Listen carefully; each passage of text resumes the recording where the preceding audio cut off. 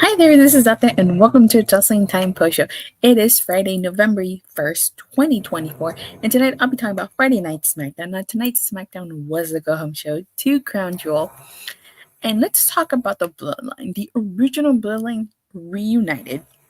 So, Roman Reigns and Jimmy Uso went out to SmackDown, and for the last, I would say 2 weeks or so, Jimmy has been trying to recruit Jay to come back to the Bloodline because, they're going to need help against Solo Sikoa's Bloodline. So we all know this is going to lead to the original Bloodline versus the new Bloodline at Survivor Series War Games. And so basically, Jimmy's trying to convince Roman during this segment that he just needs to squash his beef with Jay. Speaking of Jay comes out and he's just talking about all the stuff that Roman has done to him. Like, there's a physical, emotional, and mental damage that Roman caused him.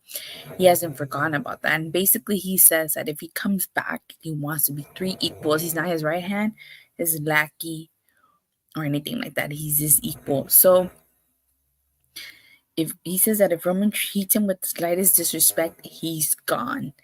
And now Roman, I like the fact that he takes his time. He doesn't answer right away, and he just says yeet. Now, as we all know, Roman did not like that when he said yeet, no yeet. So just to see him embrace it, I think that shows that he squashed beef with Jay. Now the crowd chants hug it out, but that doesn't happen. Instead, Jimmy slowly raises the one, Jay, and then Roman Reigns. And so the original Bloodline is reunited. Now they're only missing Sami Zayn and Paul Heyman here. Like I said during my Raw review, Kevin Owens is totally gone unhinged. And it seems like he thinks that Randy Orton and Cody Rhodes betrayed him. Now, just imagine how unhinged he's going to be once Sami Zayn rejoins the Bloodline, because they're going to need the 4th person. But overall, this was a pretty decent segment. Obviously, like I said, we're building towards Survivor Series War Games, so it's not surprised that this is going to be, this happened. All right. So tonight's SmackDown actually kicked off with Nia Jax. And she's talking about Liv Morgan and about how she's gotten everything she wanted. She wanted to be Queen of the Ring, and she did that. She wanted to be Women's Champion. She did that. And now Raquel Rodriguez, Liv Morgan, and Dominic all come out and are basically talking about how Nia Jax is bragging about her accomplishments like she did something special. Now, Liv reads the fact that she retired Becky Lynch. Now, Tiffany comes out and basically says that she's going to cash in on Liv Morgan. But then she tells Nia Jax not to get too comfortable. Like I said, I think the storyline is leading to Tiffany cashing in on Nia Jax. But basically, she says she's starting that both Liv Morgan and Nia Jax are starting to piss her off. And Tiffany ends up cheap shotting Liv after Tiffany asks Liv if Dom goes with her when she gets the title. This leads into Liv Morgan versus Tiffany Stratton. Liv Morgan wins with a handful of tights to Tiffany.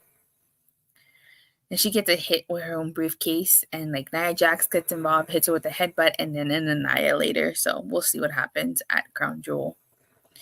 You had Kevin Owens promo, and once again he's talking about Randy Orton, about how he's trying to call in Randy, but Randy hasn't answered, and he never wanted to hurt Orton, but he's going to, and it's all Orton's fault, and he did this to them. So Kevin Owens has gone unhinged, and like I said earlier, just imagine how Kevin Owens is going to feel when Sami Zayn rejoins the Bloodline. I mean, Sami Zayn is his best friend. If he thinks Randy Orton and Cody Rhodes betrayed him, yeah, just wait till Sami Zayn rejoins. So next we get the Pretty Deadly versus the Street Profits. And before the match starts, there is no Lin-Manuel Miranda was in the crowd. If you don't know who he is an American singer, an American songwriter, actor, singer, filmmaker, rapper. He created Broadway musicals In the Heights or Hamilton. So, because Pretty Deadly has been trying to get their musical off their ground, they hand their flyer and their CD to Lin-Manuel Miranda, and I thought that was like the most hilarious thing ever. But this is an okay match. I think Street Profits make quick work of Pretty Deadly.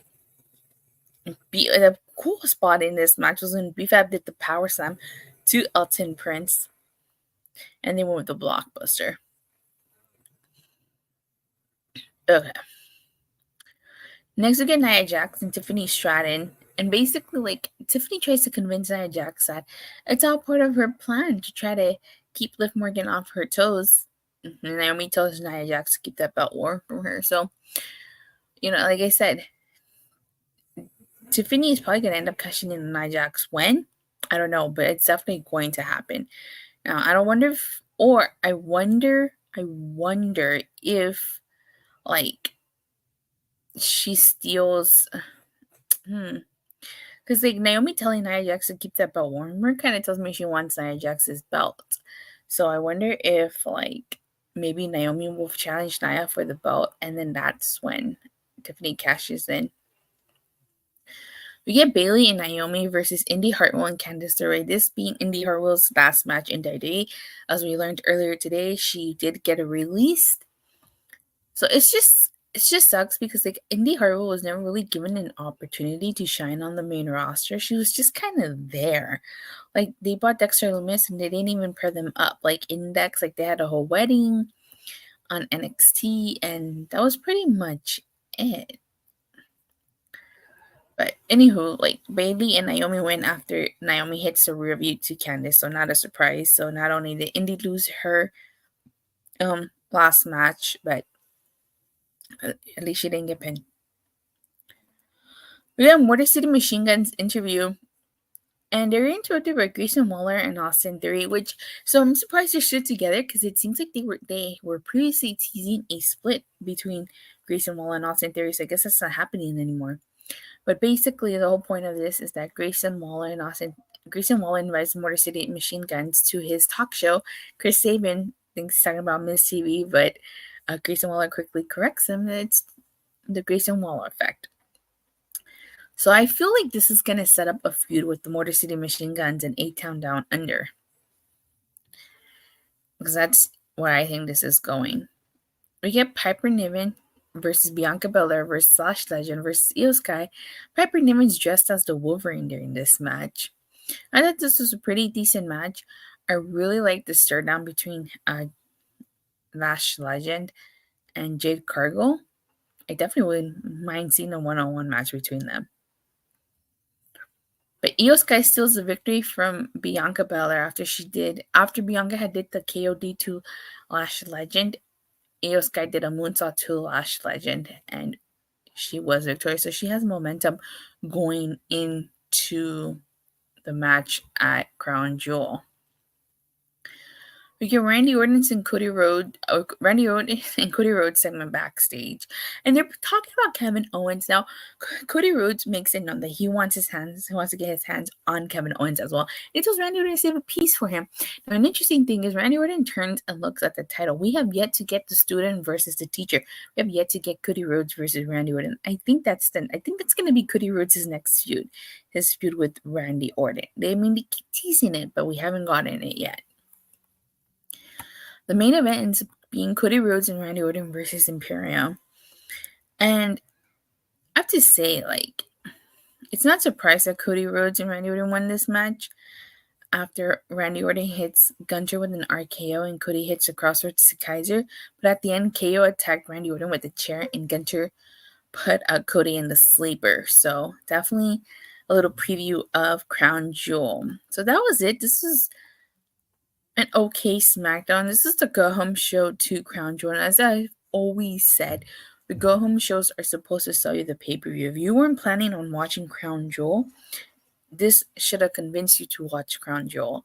And I don't think this did its job. I mean, this was an okay SmackDown, but none really that happened like gets me hyped for Crown Jewel. I mean, I'm already gonna watch Crown Jewel, but just nothing really that happened that got me hyped for Crown Jewel. So on a scale from a 1 to a Sean Spears perfect 10, this is definitely like a 5 when it comes to a go home show.